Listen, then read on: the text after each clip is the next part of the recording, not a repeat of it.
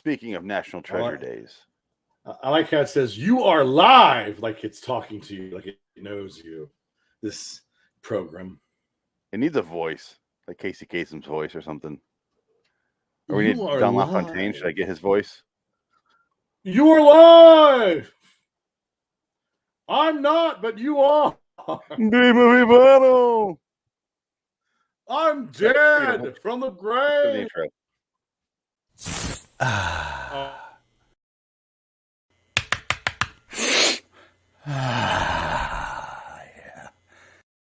I'm never going to top that video. Not 1 ounce of coke in any of these films.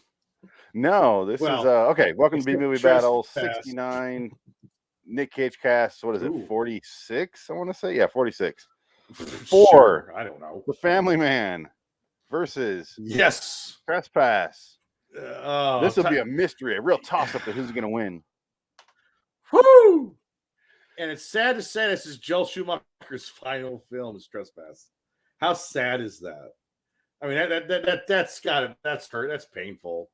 That poor bastard. It's not his fault. It's just that's the luck of the draw, I guess. It's kind of his fault. Because he could have said no. Well, did you read about Trespass? How this was like a $35 million movie, and it got released in like 2 theaters, and it made like $10,000 in the box office. Yeah, and it was made dumped like onto Redbox. Yeah, if that, and it was just dumped to Redbox, and no one gave a shit. And it looks like shit. The movie looks terrible. It's a bad picture quality. Family Man is nice looking because it's Dante Spinetta or what Spinetta, but that's like a real DP. But I think there was a real DP on Trespass. It's just it looked like garbage. It looked terrible. The whole movie looked like it was just what if shit. What if on the front of the Family Man box? What if I told you, Dick? There's a movie with Nick Cage and Téa Leoni and Don Cheadle, and then there's another movie with Oscar winners in it, and a guy who's made a bunch of movies I really enjoy made it, and somehow and the other one of them is complete fucking garbage, and the other one was directed by a complete fuck, the Rat Man. I saw the picture of Brett Ratner.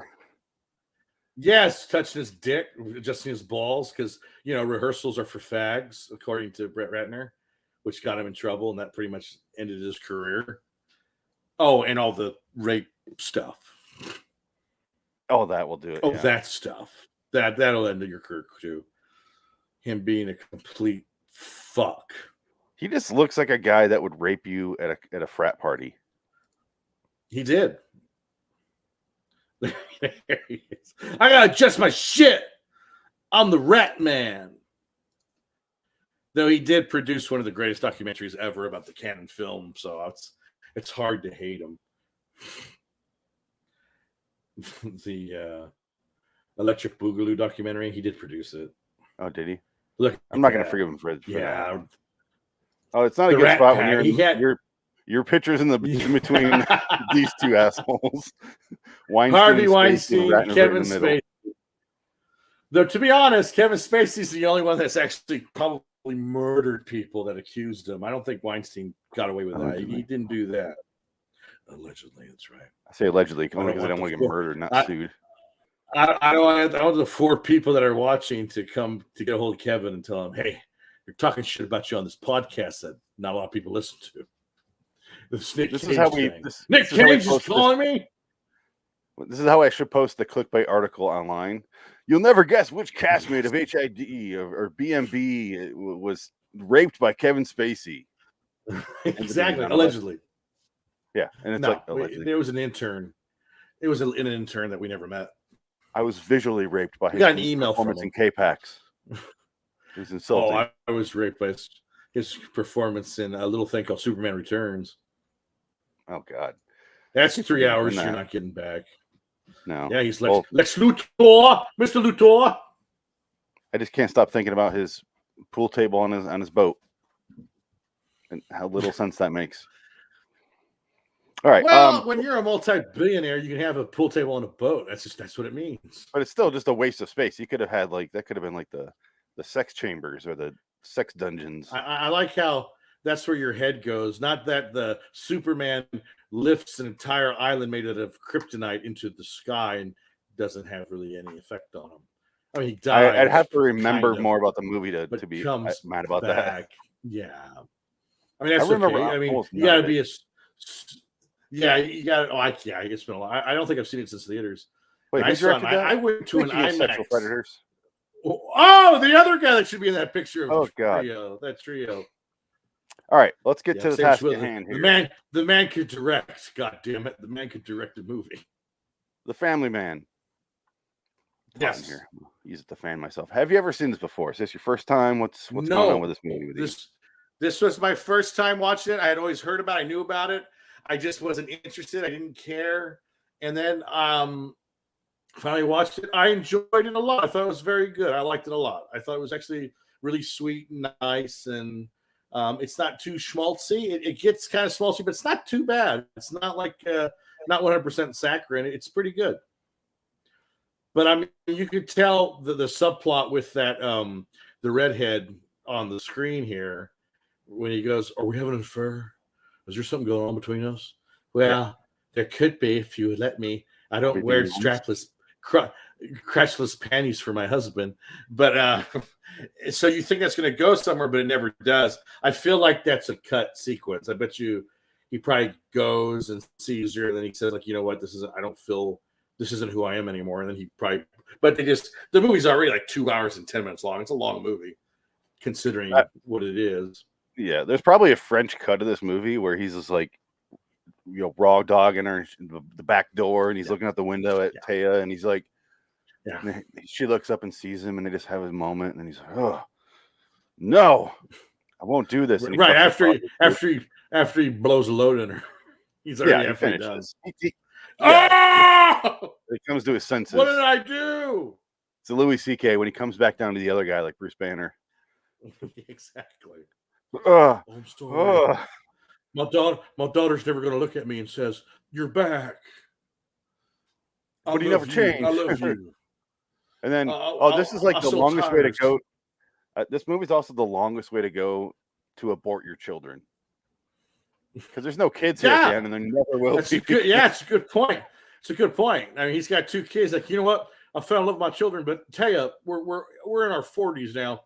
I don't think you should have any kids. We had kids in the other life, but no, take out your uterus. You're done. We're not going to have any. It'll fall like Saigon anyway. Time will take care of it. Maybe you don't have to do it. I don't want to have a baby retard because you're too old and your eggs will create a baby retard. I can't handle that. I'm not that kind of man. I need a normal kid. Miss Madam Secretary. That's right. I forgot. Oh, God. Yeah, what's Taylor going to do now? Not anymore. I bet she's still getting late night booty calls from David Duchovny.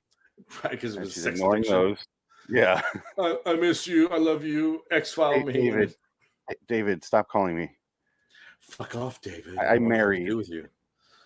Fine, I'll come below you, and then I'm going back to sleep. All right. Who's she married to now? I don't know. I don't either. I didn't see her for like a decade because she's on that TV, what was that TV show she was on back in the 90s? Madam Secretary? I don't know. Oh God, I can't remember. I couldn't tell you. I guess we can look it up on IMDb. Yeah, I'm pulling it up now.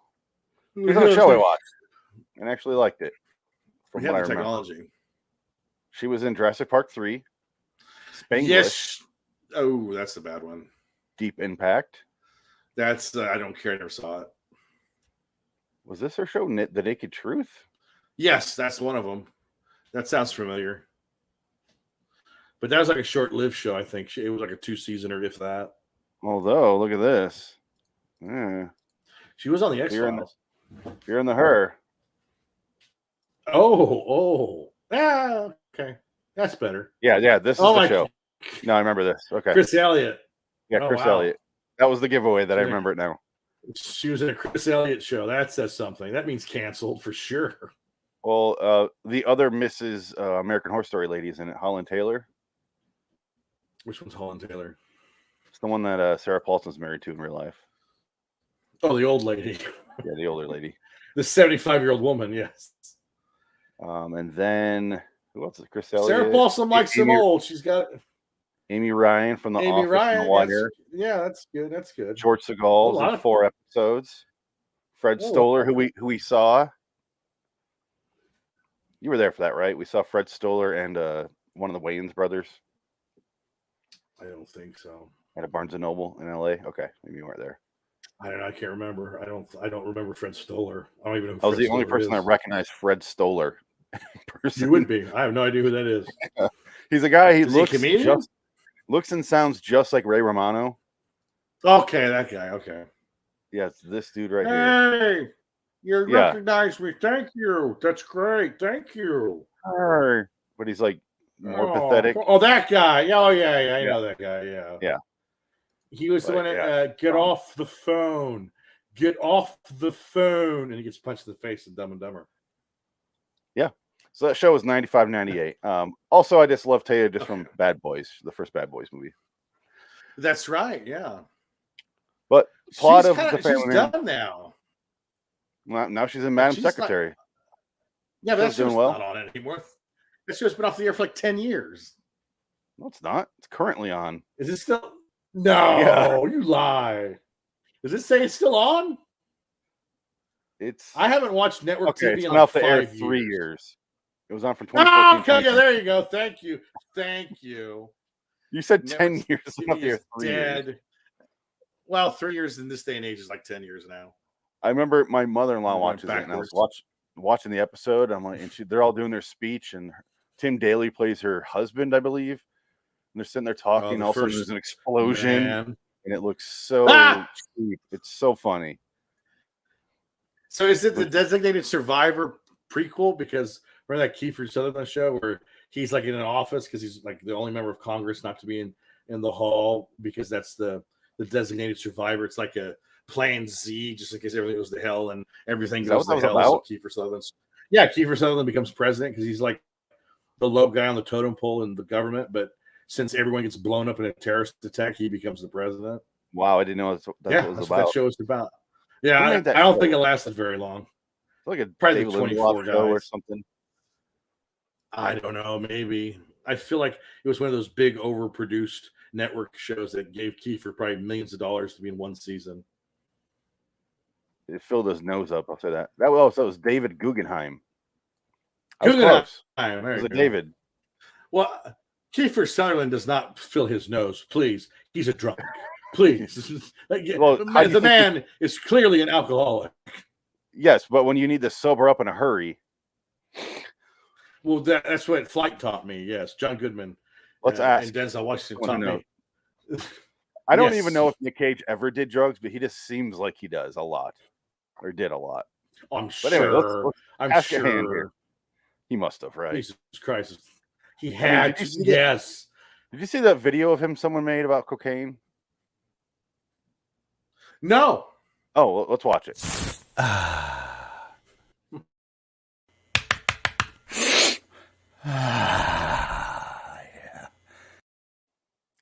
could that exist if he never did it? Yeah. Allegedly. No, but again, Nick Cage, more of a boozer. Because he's usually when he's out, he's drunk. And when he's drunk, he's drunk. And he's like not fun because Kiefer Sutherland's fun drunk. Nick Cage is like, I'm gonna fucking hit you drunk. Like what are you looking at? I'm a star. Fuck you. Elvis. Kiefer is like, hey, Kiefer, you're a pirate. That would explain everything. And he jumps into a Christmas tree.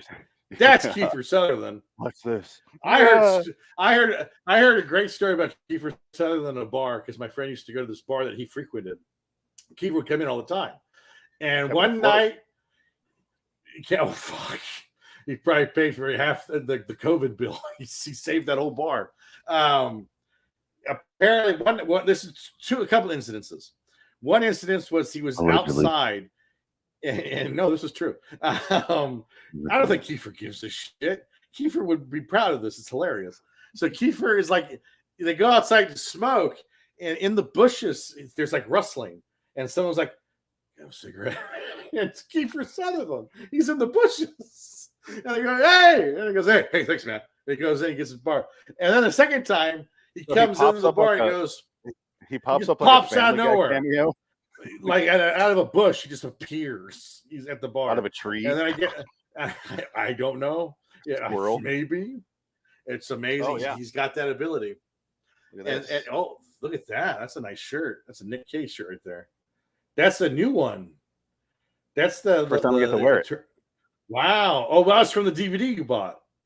Yeah. This is what I had to buy it. I couldn't wait. Yes, I wanted the shirt. Oh, absolutely. That's fantastic. That's a wonderful shirt. It's way more yellow than it shows up on camera. It's actually a bright ass yellow. Is it really? It looks white. Washed off on camera. Yeah, it looks completely white. A yellow shirt. Yeah. Well, and the second time, this is super yellow.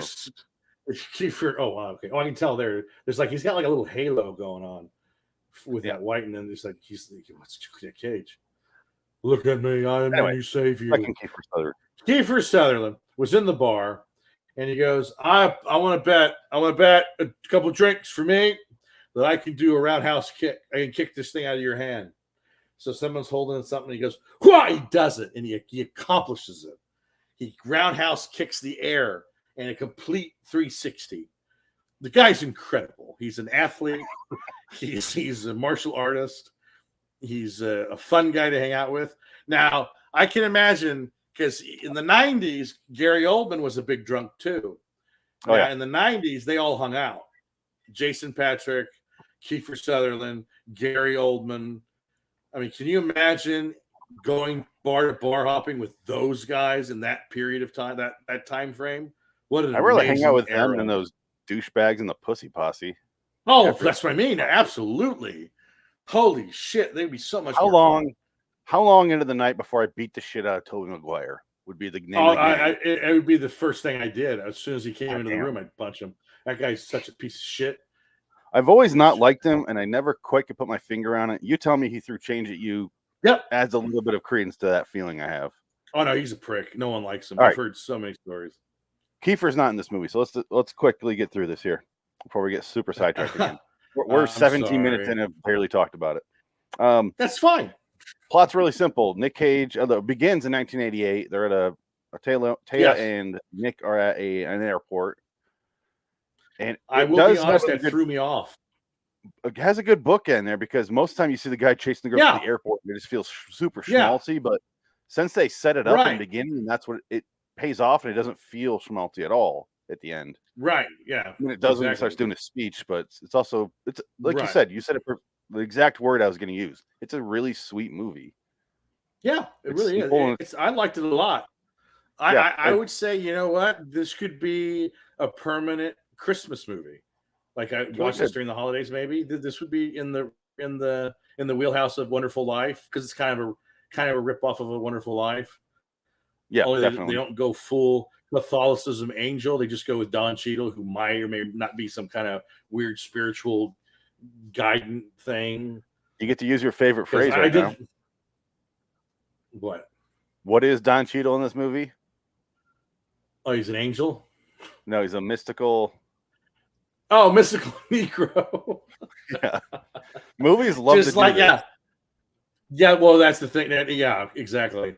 He's the mystical Negro, but he's really good. But kind of like at the beginning, though, when he comes into the okay, so Nick Cage goes to London in the beginning. Leone tries to stop him, doesn't want him to go. He says, "Look, it's gonna be a year. I'll be back. It's okay. We'll get back together. It'll be fine. Long distance relationship is fine." And then he keeps baiting her too. I love that when he's like, "You don't want? I didn't know that." Yeah, let's. Why don't you go get the car, turn it on, warm it up, and I'll call you when I get to London and ask how warm the car is. And she's like, "Yeah, you're gonna come." He's, "No, I'm not gonna go, bitch. Come on, it's London." Right? Yeah. The coke there is great. Allegedly. I need to go. I gotta get my Nick Cage coke. But he got I got a picture of the cocaine on the set here. Like there was so much in the air. Yeah, that's true. And look, Don Cheadle's even has got a carton full of it. Oh yeah, it's all over the place.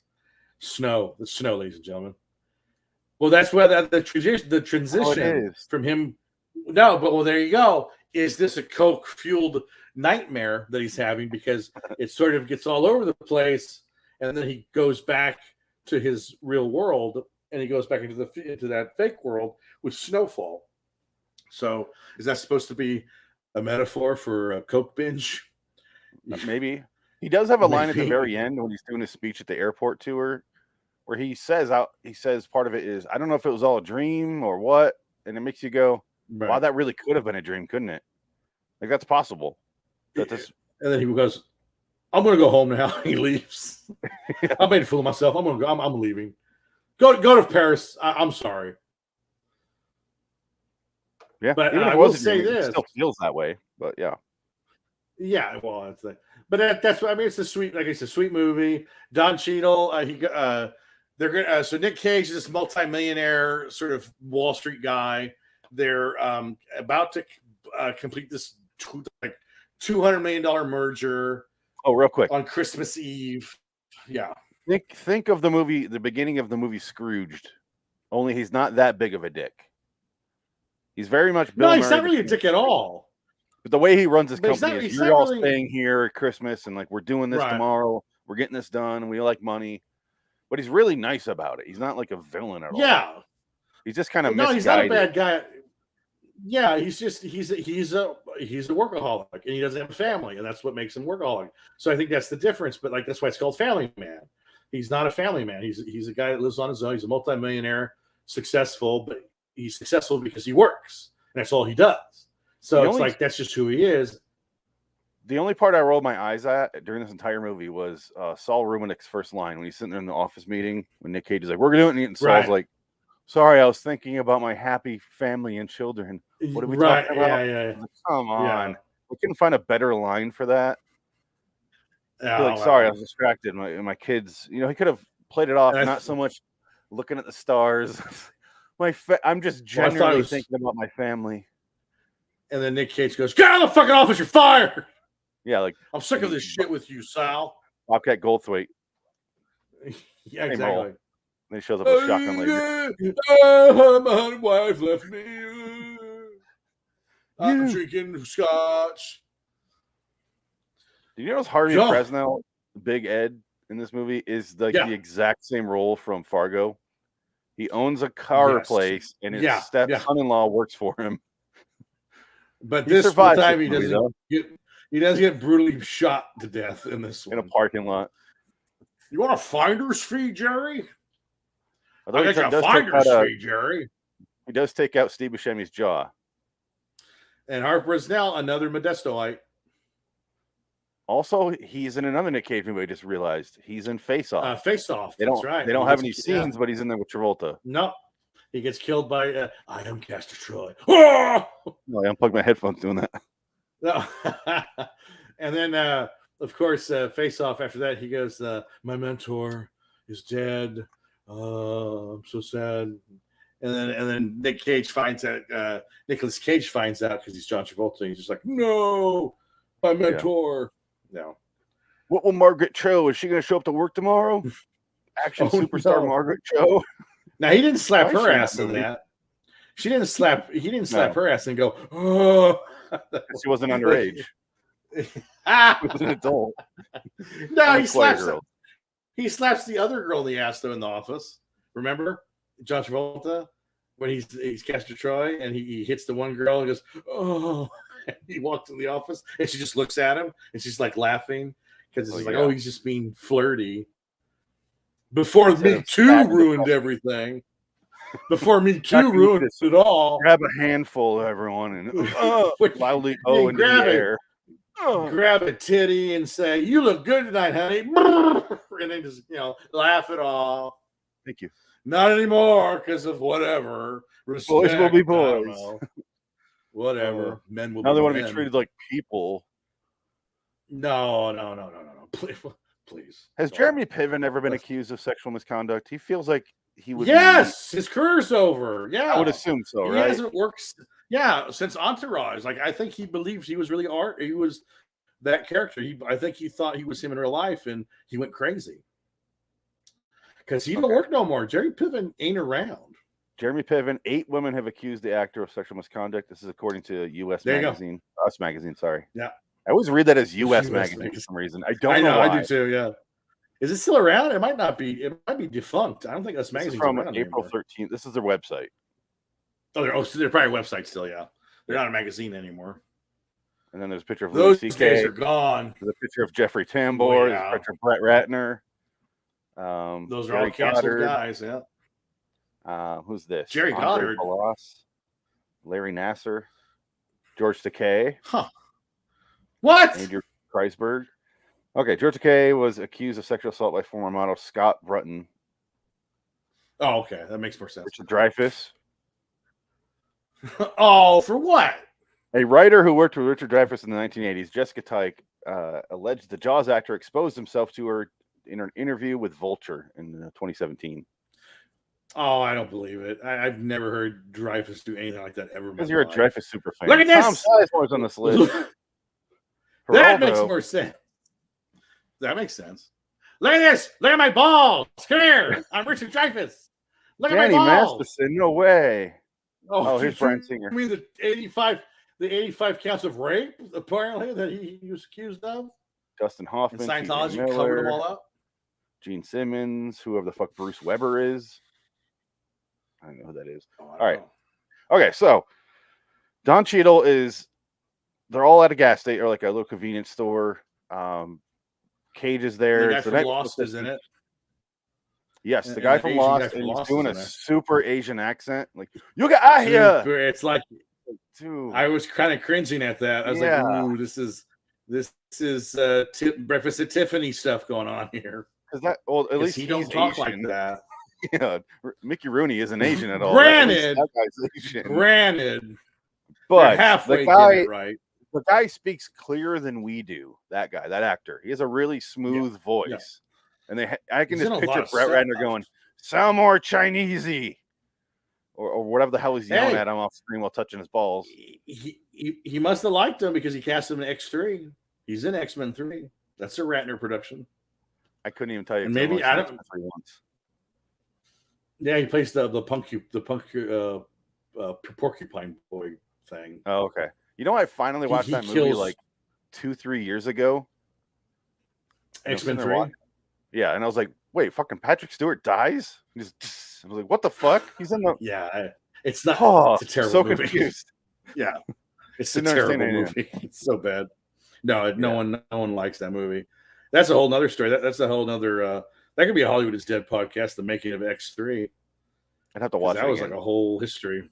Matthew Vaughn was the original choice for that movie, and he dropped out, I think, to do well they should have, but they because Fox at that time was awful to work with, so they just stifled him at every point. He just said fuck. He left, and then he came back to do X-Men First Class, which I think is one of the best X-Men movies. I love X-Men First Class. Some people don't like it. Some people hate it. It's not as good as the second time around, but it's a solid movie. I still like it. It's enjoyable. Yeah, there's a lot of good stuff in there, but not as much as this Family Man movie. Thank you. The family. Okay, so Don Cheadle is there, and he's like, I got a lotto ticket, man. It's all gonna be awesome. This is gonna be payout like $248 or something like that. And then the guy from Lost is, you're no good, you liar. And he's really doing that voice, and he does not sound like and that. That's not far off. That is correct. You are doing the exact impersonation. Yeah, I'm actually doing it a little more clear than he does there. Like he is. It's much more. It's oriental. So broken. Yeah. I kind of want to play. You get out here, you bad. Yeah, you could. He could have went real racial there, but he didn't. But I think the implication was in the scene that he was being a racist because Don Cheadle is clearly a black man. I don't know if you noticed that or not, but I think that's and he's also being street. He's playing it like he's a street. Yeah, he's got the blunt up. Don Cheadle's playing it. Yeah, and he pulls out the gun. And then Nick Cage approaches him and says, "I'll buy your ticket. I'll buy the ticket, man. It's a business deal. I'm gonna buy your $238 win ticket for $200. I'll give you cash. I sell it for $48. Make profit. Win-win. This business. I'll make. It's fine. It's business. It's fine. And for some reason, him trying to do that deal to save their lives, because the guy had a gun out. I think Nick Cage was doing the right thing, and he still gets punished. Yeah. For doing the right thing. Well, it's not punished. He's not really punished, though. He's kind of, but I think he's in the moment a gift. He is given a gift, but also in the moment there, you're thinking he's being punished because he's like, should have let it go. Like he's like warning him. Oh, right. All right, here we go. Yo, Buster, check the ticket, son. Check the ticket. No, you get out. Yo, you ain't even look at the ticket. You looking at me, son. Check the ticket, You son. get out now. You take the ticket somewhere else. Next customer in line. That man is like, he's so American. Talks like you. He talks like you and me. He goes on like that. He's in a lot of stuff. That guy. I should really learn his name by now. But he's in a lot of stuff. Shit. Yeah, just everything J.J. Abrams does now. Pretty much, yeah. He's in a lot. He was in Lost. He was in, yeah. He's like that one guy that's in everything J.J. Abrams does. That little chunkier dude that looks like John Favreau back in the day. He's got a beard. He's that's J.J. Abrams' like best friend, because I guess that's J.J. Abrams grew up together. So that's like he says that's his good luck charm. That actor, and I always forget his name too. And he killed him. He's good. He was in Heroes. He killed him in Star Wars. They had to die in Rise of Skywalker because the plot died before they even finised the script. I was like watching him. I'm like, oh, he'll live, and all of a sudden, there you go. And they're like, red thing goes down. I was like, oh, they killed him. Shit. Poe Dameron was not happy. Yeah. Poe Dameron was not pleased. So nobody was pleased watching that movie. He goes, "You have any regrets?" He's like, "No." He's like, "Oh, you had a chance. But like, if he told the truth, what would have happened? I don't understand his magical powers." Well, again, okay, so then he comes back into the movie later. He's barely in this movie, honestly. I was expecting more Don Cheadle. I thought Don Cheadle was going to show up like in the middle of the movie to sort of tell him, "Hey, this is no." It becomes toward the end. No, he shows up in the car. Remember the belt? No, well, okay, that's at the beginning still, though. Technically, that's like the first act. He's still in the first act. And then he doesn't show up till like the third act because he gives him the bell to ring, and his little daughter later rings the bell. And that's what I love that part because Nick Cage realizes she just rang the bell. No. Why did you do that? You stupid little bitch. You rang the bell. I should have took that from you. I forgot about the bell. And that's a good setup and payoff that they do in this movie. I honestly have no idea what you're talking about right now. What bell? The bell. Okay, so remember Don Cheadle gives him a bell, and he goes, what do I need to talk to you. I need to see you. He throws in the bell, and he brings the bell, and he goes, I got to ring the bell, and you'll come. That's right, Jack. And then he just leaves, and he takes off.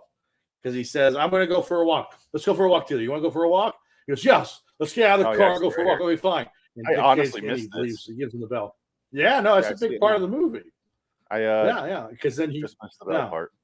I remember he goes third time seeing this, but yeah. Oh, can you imagine how little we're going to have to say about Trespass? Oh, it's nothing. Ben Mendelsohn. I like Ben Mendelsohn. I didn't realize he was in it.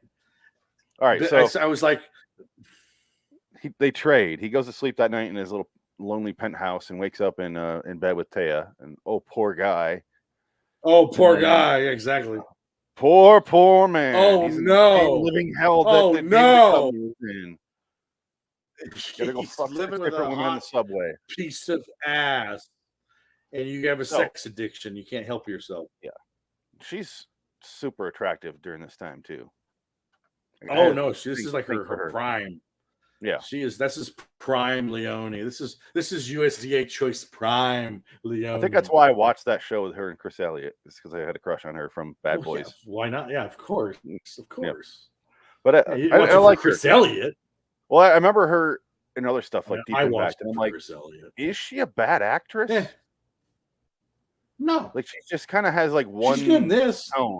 Yeah, but I think it's just she's limited. Yeah, but she's good when she's in the right role. She's good, but she's limited because she can't. She's very monotone the way she talks. There's not much she can do. Yeah. But anyway, I like her. But he wakes up, he's with the family, and it's just a fish out of water situations from there. And they handle it in a way that's actually refreshing because he's not just like constantly fucking things up, and people are like most comedy like these would do. They would, he's like, why are you doing that? That's not what you. He's literally going like, hey, where's my office? Do I have an office here? And the guy's like, yeah. He's like, can't tell if he's fucking with him. He's like, it's back there. And the daughter's like, you're not my dad, are you? Because you can't figure out how to change the baby. And then yeah. you know, you get those kids that are smarter than they should be in movies like this, but it actually works in this. Right. Yeah. All of the stuff And with she the has trading. Yeah. Go ahead. Well, she has that cute lisp going on. Yeah. The little girl, like she's just too cute for words. She's like, "What are you doing? You have to take us to school. After that, you have to go to. I have practice at the end of school, so you have to pick me up at 4:30. That way, at 4:30." And it was funny.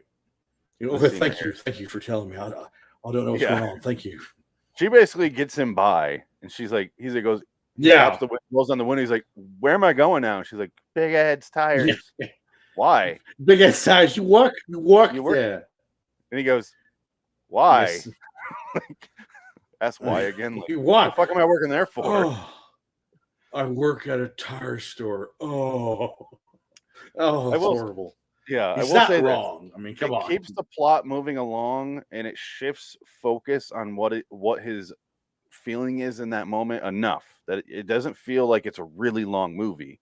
Because he goes to the tire shop and he's like trying to figure it out. And he goes home and they don't really focus on him like fucking up and like not knowing shit about tires.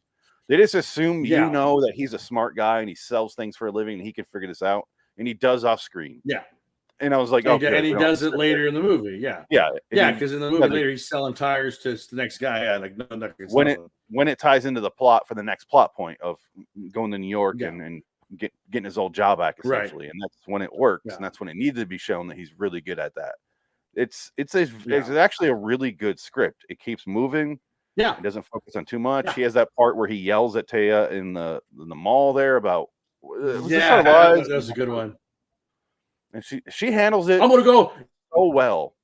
I'm gonna get a funnel cake at the food court. The highlight of my week.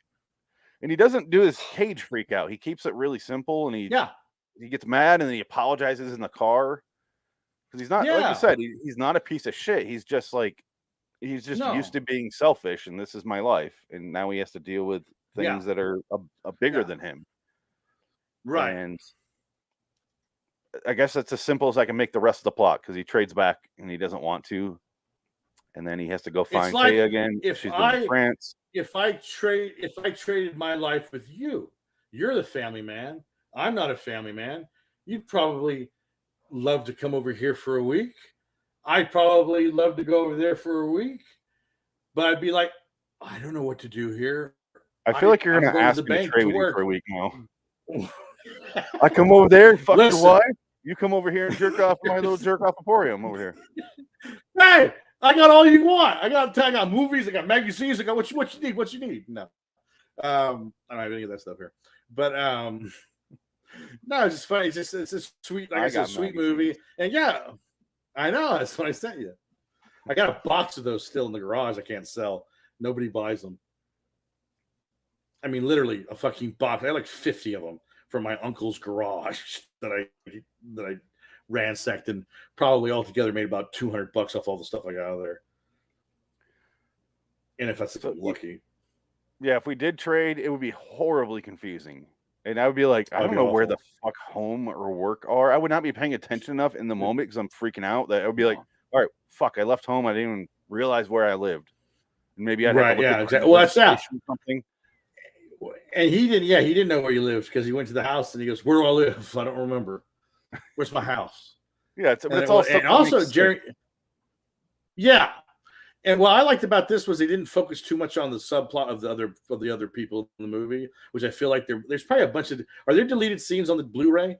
Like a bunch of deleted scenes? I didn't look. What does it say on there? It does say deleted I'm scenes. Curious. But... Yeah, I'm curious to see if there's a bunch because I feel like they had all those character actors in this movie playing like his friends, Piven and the other guy that's in every movie. That was the guy that has one arm going in for. Yeah, the other guy that has one arm. Yeah. Who had one arm? The guy that works at the tire shop with him has that. The guy that he's from he had one arm. No, he had a broken arm. Oh, one on his side, and he's on the bowling team. Okay. He's in a bowl. Yeah, probably right-handed. How's he bowling? Yeah, the bowling scene, which is in our poster right above us here. I like that scene because you think he's gonna like figure it because he's so smart, but he's like, all right, we can do this. Yeah, you took the Wall Street by storm. You can do this. And he bowls and he hits like 4 or 5 pins, and he's like, yes! He goes, yes! He goes, "I conquered bowling." And like, not even a. He needed the spare, and he gets like 5 pins down. Exactly. Yes, every single scene we're I'm a mentioning. conqueror. And I hate to give credit to Brett Ratner because I don't really care for the guy outside of his personal life. I don't really normally care for his movies. No, he made lots of shit. But every scene is handled really well and not schmaltzy and not saccharine. And it's just like kind of little vignettes during this part of the movie where it's him going bowling, him going to work, him going here, there. Again, though, that kind of just shows you the power of a good script. Yeah. That this script was probably so good, no director could really fuck it up. Because what's Ratner going to do? Like have him ad-lib a scene and shoot that instead? Like, I don't think he's that stupid. Well, when the Hulkster comes for him. But... Brother! When you said, what's he going to do? That's what popped in my head. What's the Rat Man going to do? When I'm coming for you. Have you seen that? Have you seen that video online from the 80s, the 2 black wrestlers, when they're talking to the guy with the mustache from the 80s, WWF, and he goes, "Hulk Hogan, I'm going to get you. I'm going to beat you, N-word." And he goes, and he stops himself, and he hits the wall because he didn't mean to say that. He just got so into character. He said the N-word on live television, and his because he's a duo, and the guy behind him was like, it's hilarious. His react, and then the guy with the mustache, the commentator guy, he just rolls with it. He's pro. He's like, okay, I'll get you through this. Move on. Don't worry about Hulk Hogan's gonna come after you now. You know that. And he's still kind of like ashamed he said it. It's fucking hilarious. You know, they're like, and where's the black guy? You can get away with you. Yeah. What? I'm black. I say that, but not about. I didn't mean to say about Hogan, but fuck, I was in the heat of action. When you're on live TV, you are not black. Okay. You are owned by Mr. McMahon. He owns your ass. So he owns Jake the Snake. He owns Andre the Giant. He owns your ass too. Speaking of people who had to step down because of scandals, Vince McMahon. Yeah. All right. He just quit. You know what? Fuck it. Let's wrap this up because we've been talking and we're barely discussing the plot. I give this movie a 7. I'll go 8. I'll go 8 on it. I really liked it. I really enjoyed it. It's a very nice, sweet movie. But I think the scene where he's with his daughter, he says, "I love you." That one part, and she goes, "My daddy's back." I was like, "Oh, that's fucking sweet. That's ridiculous. That's a nice moment." You don't feel like an asshole for like actually thinking it's sweet because it is. It just genuinely is. Yeah. Like you watch, you don't feel like a pussy. Well, a similar plot is. You know. I came you home don't feel like a pussy when you're crying your eyes out watching this movie, like I was. I came home, Mr. Lonelyman. I came home and they were watching the end or the new Cheaper by the Dozen movie. I almost said the Dirtier by the Dozen. That's a different franchise. The Dirty Dozen. That's a good movie. No, but the new Cheaper by the Dozen with Zach Braff and Gabrielle Union, and it's a very similar plot where.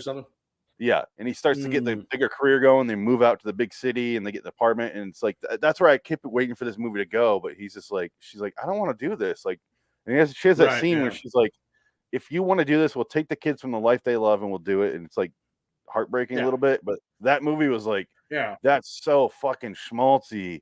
Like they got to sit there and like. Come on, I just want to it's so dragged out everything and with the moving and everything. That movie's like 2 hours and 10 minutes for no reason. Was it more selfish? It's more he gets what he wants in that movie as opposed to this movie. No, it's more selfish. And he's more selfish in those moments than Cage is. Cage is like excited. You know, he's like, I'm going to show you this. Yeah. Let me know what you think. He's like not a dick about it. And Zach Braff kind of comes off like a dick in those scenes, but then he comes to his realization later, probably doing the wrong thing. You know, you got that typical turn, but this movie handles it really well where he doesn't have to go full villain for a couple scenes like every fucking movie. Like this.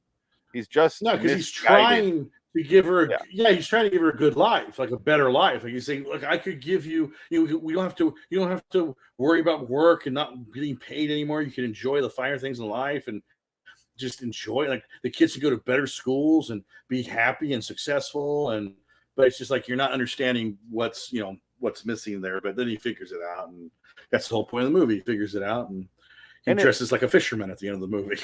He does, and it makes more sense that he does those selfish things because he hasn't been with her this entire time. So it's understandable he thinks that she would have the same motivations in life, the same dreams, not realizing that she doesn't, because he doesn't really know her that well because he wasn't married to her. Right? Yeah. But in Cheaper by the Dozen, motherfucker's been with her for a decade now. He should know that that's not what she wants, and like so it comes off super selfish. Who's he married to in that movie? In Cheaper by the Dozen, the new one. Cheaper by the Dozen. Yeah. Gabrielle Union. Isn't she like 50 years old? Zach Braff is like Zach 35. Braff. Zach Braff is not 35. Oh, Zach Braff. I thought it was Zach Efron. I thought you said Zach Efron. No. Oh, like, Zach Braff is 50. Yeah. Yeah, I was like, what world do you live in where Zach Braff looks 35? I was thinking I thought you said as the good looking boy, Zach. What's his name? I just said Zach Efron. Yeah, his name is Zach Efron. Yeah, he's like 6-7 years younger than me, I think. Yeah, I thought you said Zach Efron. Oh, Zach. No, that would be Zach Braff is 50. Hey, I don't care. Zach Braff I was just 20, turned 50, and Gabrielle Union showed up at 55, and I'd still marry her. I don't care. Well, no, it makes sense that Zach Braff did, but I'm not saying 35-year-old can't go with Gabrielle. Gabrielle Union's hot, but I'm just saying like she's old. She ain't young anymore. I would be like surprised if they made Zach Braff. It would be like that reverse, the Tom Cruise effect. His girlfriends are like 40 years younger than he is. Oh yeah. And I'd be, good for Gabrielle Union. She's got a 40-year-old husband, 40-year-old younger husband. Yeah, she's 49 years old. Dwayne Wade's 40. Yeah. Yeah. Shit. And he's always wearing shorts. Love this picture. Zach Braff? No. Dwayne Wade. Oh, Dwayne Wade. Yeah. I got prostate problems. Fuck you. I got to wear shorts to air out my balls, okay? Oh, he's got to get quick access Leave to me his alone. dick so he can fuck someone else. How do you be married to her and fuck someone else? I don't understand, men. It's just a celebrity thing, probably. Yeah. Or it's an ego thing, just egotistical. Or I would just be like, all right, I'm married to you. Yes. Let's move to a cabin in the woods in Montana. I don't want to see another woman. I just want to stay home with you all day, and you can't leave the house. We need to seclude ourselves and just live out the rest of our days. Did you go to Target today? You fucking liar. Anything else to say about it? You're going to get real jealous and threatening. I smell the adventure on you. Tara! I smell feminine products. You went to the store. Any part of I'm done. Yeah. No, Family Man, enjoyable. I think I'll rewatch it come Christmas. I really liked it. I might even buy it for Blu-ray because it's not on streaming anywhere. Can't fucking find it anywhere. It was on for free for 20 years. Not for free. I tried to find it. No, not free. It's $3.99 if you go on Amazon. But luckily, I bought the Blu-ray. Yeah. It's I had a little thing. I think I agree with you. I was watching the ending, and my wife came downstairs. They woke up from a nap after I got home from work today, and I'm locked in this house all day. I lost the thread of this show, the plot line of the show, a long time ago. All right, so she comes downstairs, and I'm sitting there watching it. I'm like, this is actually like a really solid movie. Yeah, it's called The Family Man. And he's not freaking out. He doesn't scream in the movie. That he made a couple of short little lines, but they make sense in the moment. It felt like the producers were probably on set going, this is not a freak out Nick Cage movie. You need to stay in your lane and just be the sweetheart and do this. And that's it. That's all we're asking. Same thing with only not as boring as his role in City of Angels. He's so boring in that movie. Yeah. But this is the end. And speaking of avoiding cliches, is you don't see the whole conversation. He does a speech to her and it cuts to them, and you get the ending and what they're going for, and they're the fuck out of there. Credits rolling by. Yeah. We don't need to see that. Way to end it. Yeah. Nice. We can assume it works out in a weird way, however you want to do it, but I don't need to hear this conversation. Do you? No. Exactly. No. Let's get the fuck out of here. Credits. Bye. Like, Bye. good. All right. And then The we had to shakeout watch 10-minute scene. Trespass. Trespass. Trespass. So that was my third time watching The Family Man. This is also my third time watching Trespass. I watched it the first time because when I was getting into podcast the first time, one of the first episodes of How Did This Get Made was Trespass. And I was like, ooh, I love Nick Cage. And well before this show. And I went and I got it from the Red Box. And I watched it. And I was like, how is this a Joel Schumacher movie? How is this movie real? It's so bad. I kept my third time watching it, and I kept sitting there staring at the screen, and people are nonstop screaming and nonstop swearing, and still the thought that kept popping up in my head was, this movie is toothless. Like it thinks it's a dog barking at nothing. And it thinks it's a badass. It's like, well, you fucking fuck that motherfucker. I'm a fucking cuckold, and you sucked his fucking cock, you fucking slut. And it's like, and he'll hit the guy. And I'm like, oh, this feels so fake. Like, not movie fake, just like pathetic. Yeah. Like, it feels like they want to be like a Tarantino script, but it's just the fucking worst. And this is one of the movies where Nick Cage puts on a voice, which I didn't notice at first. And then nasally. Like, wait a minute. I'm talking like this. I'm for my family. I'm better. I'm worth more dead than alive. Kill me. Take my kidney. Take it. Take my kidney. I don't need a fucking kidney. It's just like this back and forth between it's one of those movies that go back and forth on the plot. Like you're supposed to, it's like a entangled plot where the brother, Ben Mendelsohn's brother, betrayed him, and that's why he needs this money. And then he's having an affair with Nicole. Yeah, he's having an affair with Nicole Kidman, and then Kidman doesn't want anything to do with him because at the end the guy burns to death in a fire. It's hilarious. I laughed when Nick Cage took the nail gun. This is for you, motherfucker! He hits him with the nail gun, and then he nail guns his feet to the floor as the house catches on fire. Oh my god, I laughed out loud at that. Yeah, Mendelsohn. It's just a boring movie. Yeah. It's like the writer saw Heath Ledger in The Dark Knight. Now he has those two stories about his face, and right. He's like, oh, I'll do that. So Ben Mendelsohn's story changes every 20 seconds. Right. It's annoying. I need a kidney, or the money. Either way, I'm leaving here with the kidney or money. I don't need a kidney. Right. Come on. Oh, you think I fucking need a kidney? My dad drove. He's a drunk driver, and he crashed. And like, oh my god, it's so stupid. Right. And it doesn't fucking matter. They're there for money. I don't need an explanation. And those diamonds are their diamonds are fake. They're fake diamonds. Go ahead. Do you know real what diamonds are unbreakable? And he stomps on them. And that part was like, oh god. Diamond literally means unbreakable in Greek. Yeah, and okay. The major problem with this movie is Cage and Kidman are in the same scene and same shot like 4.5 seconds. They have an argument, and that's the only scene we get. We don't see the lovingness. We don't see anything. So it's like they have zero chemistry. I don't give a shit if they get killed right here. I was hoping they would, because they got 15 guns pointed at them the whole movie. And they keep pretending to shoot them. I'm gonna kill you now, and no. That happens like 17 times in the movie. Ben Mendelsohn's arm must have been so tired during this shoot. He's constantly with his arm and a gun to someone's head. How many times does he say, I'm going to shoot this bitch? I'm holding the gun too much. Yeah. Oh, it's too much. It's so annoying. It's just like, guys, do it already. I don't care. He must have eventually gotten a stick that goes from like right here in his arm to his ribs where he just... That's exactly what it was, yeah. And it would explain why the gun never went down. God damn. Yeah. And it's really... Only... Go ahead. Sorry. I was going to say, if only Alec Baldwin had that stick gun. Oh yeah, he wouldn't have his hand on the trigger and murdered a woman in court right now. So he's going away. Major plot of the movie. Trespass with me. Trespass. Cage is a diamond seller.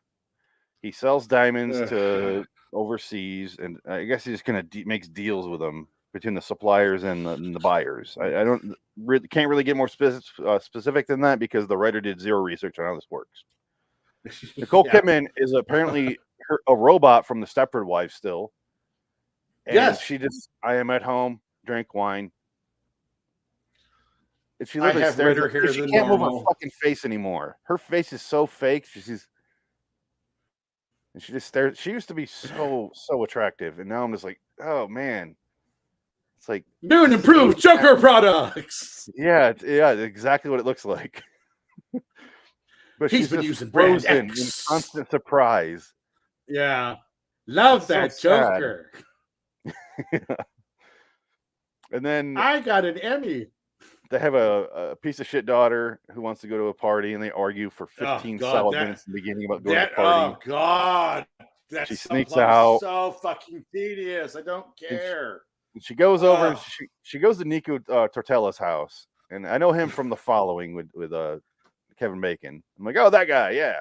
Oh, and speaking of like super cliche and like unbelievable, is he's like, oh, what's going here, new girl? How old are you? 18. Cool. We should fuck. You're really gonna enjoy that. It's gonna be the highlight of your week. Anyway, here's all my drugs and money in the safe right here. This will set up for later. So that's that. I'm gonna go ahead and close that. And let's ignore. Let's fuck. She's like, yeah. It's not even a setup for later. It never happens, but it's honestly, like a plot device to get that lady out of the house. Well, right, but she could have just made it up, and we never would have to have that scene, and the movie would have been shorter. Like she could have just made it up, and it wouldn't have mattered anyway because I don't care. It doesn't matter at that point. I want the movie to end. Cut out that whole scene. Have the daughter walking out with the girl and going, all right, we're going to your friend's house to get the money. And Nicole Kidman's like, and she's like, she's clearly making it up. Like, I have no idea what I'm doing. I'm going to think of something. The daughter has no agency in the movie. Nicole Kidman has negative agency in the movie. She's basically thrown from scene to scene, from cut to cut. She gets thrown to the floor 50 times. Nick Cage is. This was her Brown and. Well, this was her Panic Room copycat because she missed out on Panic Room because I think she got pregnant or something. So she knew Panic Room. So this is her attempt at doing Panic Room again because Jodie Foster got thrown around in that movie a lot, and she probably saw that movie. She's like, God damn it, that could have been me. I think the next movie I do, I want to be thrown around like a rag doll. Because it doesn't matter, my face won't break. She hits the ground and nothing moves in her face. Like, and it's like you threw a rock on the ground. What's the problem, guys? Or it's really... If you think that's bad, you should see my pussy. Ah! Okay. Well, and there's the whole plot of the movie is these 3 guys and 1 girl break into the house. So it's Cam Gigadet. I don't know how you say his name. Ben Mendelsohn. She's in Dash Me Hawk stuff. I've seen her around. Liana Liberato. Sure. Whatever. I don't know. No, that's the daughter. Jordana Spiro. Okay. Is that? Yeah, that must be her. I don't know. They all break in. For no reason, the girl, Robert, goes upstairs, fucks off upstairs, and like starts trying on dresses and like makeup and like watching their home videos. And I'm like, what is she doing up there? What is her goal? Yeah. She appears to be out of her fucking mind. Do they even let she's a drug addict? Do they let Dash Mihawk have a line in this movie, other than when he's dying? When we think he's dying? Yeah, I don't think so. Because he's the big guy. Yeah, he's the big dude. He's done a ton of stuff. He's the guy. Okay, he's the guy that. Yeah, he's the one that says your brother betrayed you. Yeah. But family's a bitch, and he dies. He has a fight with Nick Cage, and Cage stabs him with the needle, and then you think he dies, and then he gets up later, and then the Twilight guy has to shoot him to save the brother, or the other way around. Right. I don't give a shit. But then he's like, no, Ben Mendelsohn kills him. Yeah, whatever. And he's dying. It's like he's also in like Silver Linings Playbook, Kiss This Bang Bang, Romeo and Juliet, The Day After Tomorrow. He's in a he's in a lot of stuff. He's in a lot of stuff. Yeah, he's in a lot of stuff. But I remember him most from Romeo plus Juliet. Yeah, he's on that poster with a gun for some fucking reason. Just like a Romeo and Juliet. But they're there to get money from the diamonds, and Cage has all these fake explanations, like you know they're laser engraved, so if you try to sell them, they're gonna catch you. And it's just like this stupid chess match between these idiots and Cage, who's also an idiot. And I don't care if any of them die. So you're sitting there watching this for what felt like an eternity, and it really was.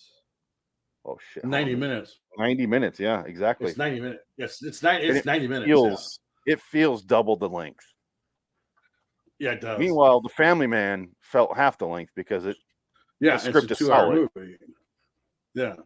No, this movie literally ends with Nick Cage bleeding out on the backyard and the house burning, and then all the families together. And we're supposed to assume, they live happily ever after, when he doesn't die from his gunshot wound and is smoking inhalation, and he's broke anyway. So they're not going to.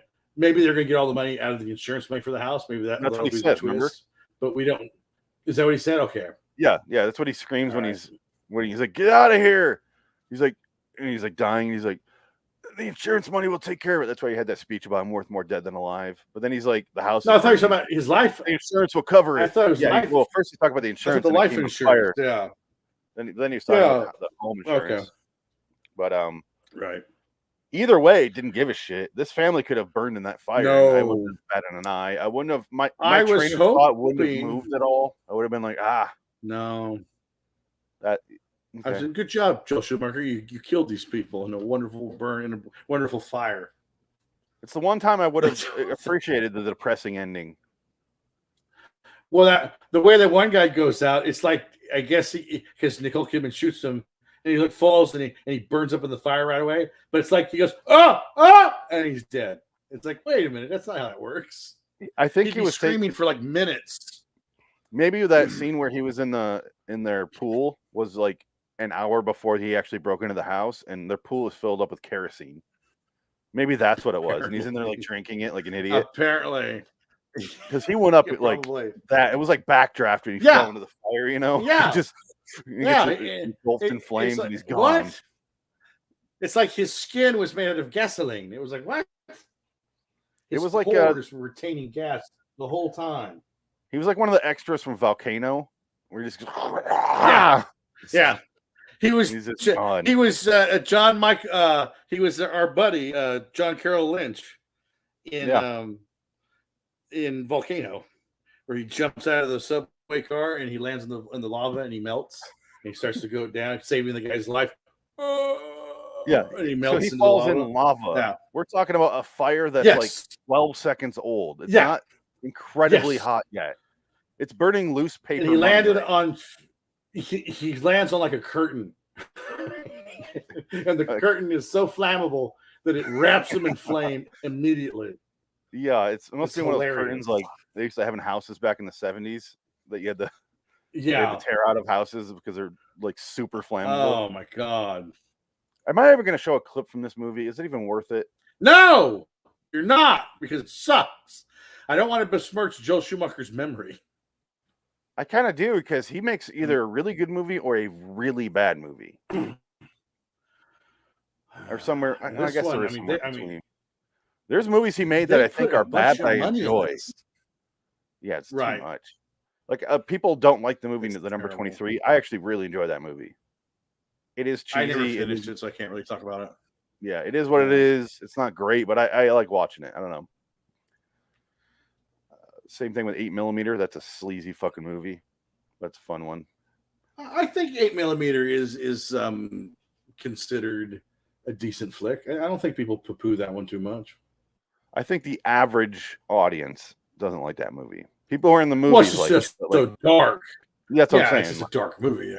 Falling Down is great, and I don't know. He's got a bunch of great movies. Yeah. Time to Kill. Yeah. Time to Kill's pretty good. Lost Boys. The Client. Falling Down, The Client. I mean, he's good. He was good. He had a hot streak there. Batman and Robin. Tigerland supposed to be good. Batman and Robin. Tigerland's good. I haven't seen that since it came out, but yeah, Tigerland's pretty good. Yeah. Phone Booth. I actually like Batman Forever. Batman Forever's whatever. It's fine. It is what it is. To write home about. Yeah. But yeah, no, Trespass sucks. I give it a 3. Trespass fucking sucks. I also gave it a 3. I give it 3. It sucks. It's terrible. It's awful. It was a fucking chore. Oh, Family Man was lovely. Oh, he did that? Ooh, ouch. He did Bad Company. Was kind of going down. Never saw that. I never saw Veronica Guerin. Veronica. That was Guerin? okay. That was okay. Yeah, it was a Kate Blanchett. 12. I didn't see that one. What are these movies? Blood Creek is like a Nazi thing going on here. What is happening? What is this? A man and his brother on a mission of revenge become trapped in a harrowing occult experiment dating back to the Third Reich. Starring what? I need to watch this movie. Henry Cavill and that bald dude from the Prison Escape. What's that show called? Is it called Prison Escape? Prison Break? Prison Break. Dominic Purcell? Michael Fassbender. What? This might be the greatest movie ever. I didn't see this movie. This sounds fantastic. Right, I'm going to save it here. We'll talk about it after. But okay, there's also a movie called 12. Oh my God. Has Chase Crawford, Emma Roberts, Rory Culkin, 50 Cent, Zoe Kravitz. No, sorry, no. Kiefer Sutherland. Emma Roberts. No, thank you. Yeah, but I just said Kiefer Sutherland, so now you're invested. Oh, and it also has the drug friend from this movie from Trespass. This came out the year before Trespass. A young drug dealer watches as his high-rolling life is dismantled in the wake of his cousin's murder, which sees his best friend arrested for the crime. That sounds boring as shit. Is this the movie about Evan from film school? Was that Evan? Oh, he did Flawless. Life story. Flawless was okay. I have not seen that movie. 6.4. It's whatever. Yeah. It's nothing special. It's whatever. Time to Kill, Batman Forever, The Client, Falling Down, Dying Young, Flatliners is okay. It's good. Yeah, Cousins, Flatliners is The Lost Boys, people love. St. Elmo's Fire, I really enjoy. DC Cab. I never genuinely watched that, just parts of it. Never saw it. Yeah, the man's got a weird career. Just a strange. He does. Now he's dead. He just died recently. So this is our send off because he only did 2 movies with Cage, and we did 8mm, and now we're doing the other one. 8mm is fucking awesome. This movie is the flip side of that coin because it's fucking terrible. Good night, sweet prince. Okay, let's quickly mention the whole plot of the main catalyst for this movie is that the character, like the actor named Cam, and with the weird last name. He's obsessed with Nicole Kidman, and I guess he just wants to fuck a piece of plastic. But he's obsessed with her, and he's like created this fantasy in their head where they're in love, and he's like stalking her, and he's in the pool, and he's trying to kiss her, and she's like, and they have a whole thing where they took a screenshot of I don't know who took that little photo from the camera outside, because if Cage would have done that, he would have kept watching and realized that she was like, get the fuck away from me. But you have to reveal that to the audience later, but he would still know that. Because did he watch to the kiss and go up, pause, print screen, cancel the video? You whore! Yeah, you made me a cuckold. Yeah, bitch. But then none of it's real, and they keep going back and forth to I'll run away with you, and all right, let's do it. Don't kill her. You can't kill. And oh my god, it's so repetitive. He says that so many times. Yeah, it's like, oh god, let me kill. I'll kill her. Get out of my way. We're going from, and this, I guess, the ending of the verses here is the real comparisons. We're going from a really, really solid script that works on nearly every single level to this, which is the most irritating, repetitive, nonstop, fake swearing. I don't know what to call it, fake swearing. It's fake intimidating swearing. They're just like, yeah, swear more. You'll see more intimidating. That seems to be why they were swearing so much, and it doesn't work.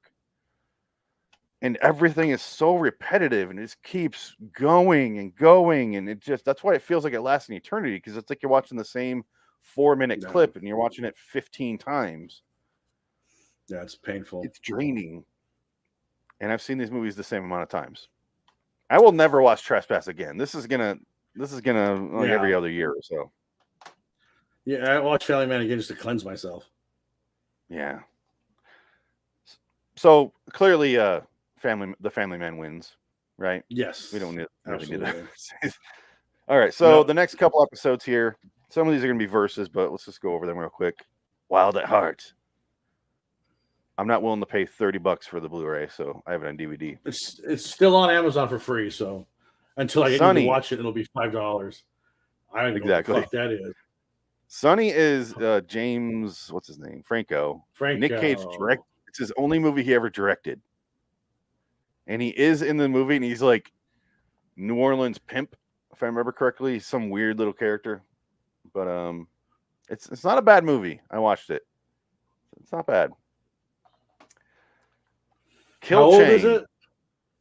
2002, so 20 years old now. Oh God! Oh my God! Kill Chain. Okay. So much glare.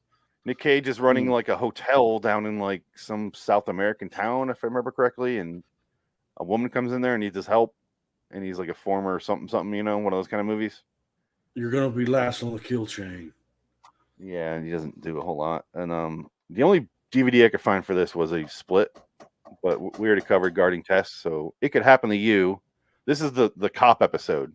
He's a cop in this. It Could Happen to You. He's a cop in 211. Right. Wow. Today, right now, is our Family Man episode. That's why I put these two movies together. Right. It's two movies where he plays a loving family figure, and they're very, very different. Yes. Even if his family was the family from the Family Man in the movie Trespass, and they had the same relationship. Well, no, I'm saying even if you had the kids there in this house, if they treated the family relationships all the same, I would still like not give a shit if they killed those kids. Be like, oh, the kids are dead. Okay, great. This family does not seem like they're going to last, even if they live. So I don't give a shit. You have to go to work. Goodbye. Oh! And I cut his finger off. Just like Salt on Precinct 13. Yeah. I want more ice cream. I'll get you. Shut up, lispy kid. Quiet Cage and quirky Rick Cage and Rage Cage here. Yeah, it's a Rage Cage with somehow wins. His stupid voice that he does in some movies. Didn't he do that in the? No. What did he do that in? The Voice.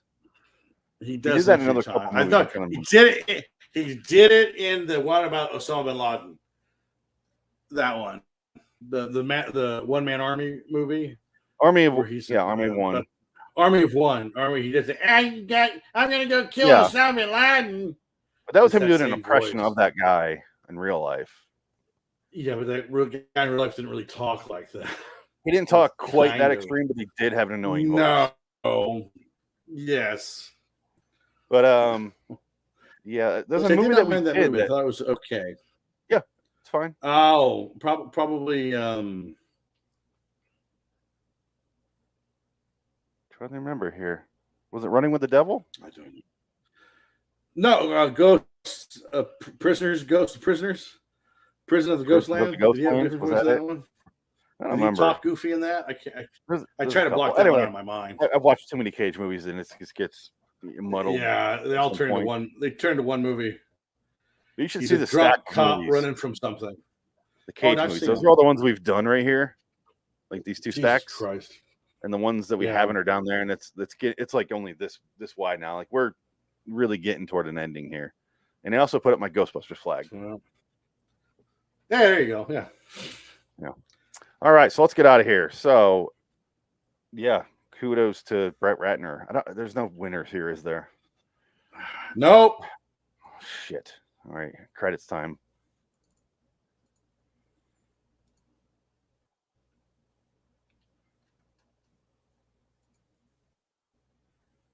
Dun, dun, dun, dun, dun. No.